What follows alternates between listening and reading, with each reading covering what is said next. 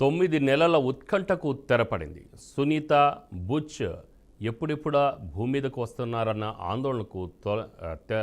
ఆందోళన తొలగనుంది.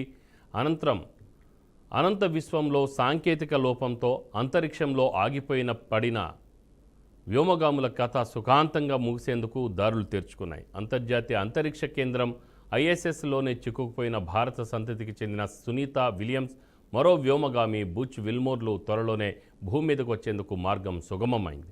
వారిని తిరిగి తీసుకొచ్చేందుకు నాసా స్పేస్ ఎక్స్లో ప్రయోగించిన క్రూ 10 మిషన్ ISSతో విజయవంతంగా అనుసంధానమైంది.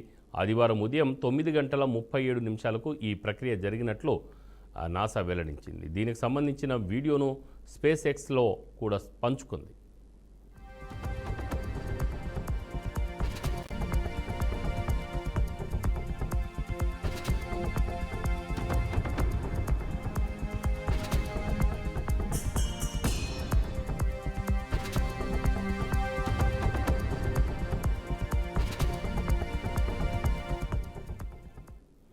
సునీత విలియమ్స్, మరో వ్యోమగామి బుచ్ విల్మోర్ స్థానంలో తాజాగా అక్కడికి వెళ్లిన 4 వ్యోమగాములు పనిచేయనున్నారు.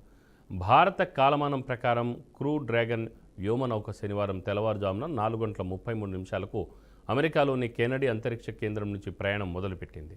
క్రూ 10 మిషన్లో భాగంగా స్పేస్ ఎక్స్కు చెందిన ఫాల్కన్ 9 రాకెట్ దీన్ని నింగిలోకి తీసుకువెళ్ళింది. ఇందులో అమెరికాకు చెందిన Anne McClain, Nicole Ayers, Japan వ్యోమగామి టకుయా ఒనిషా, రష్యాకు చెందిన కిరిల్ పెస్కోవ్లు ISSకు చేరుకోనున్నారు.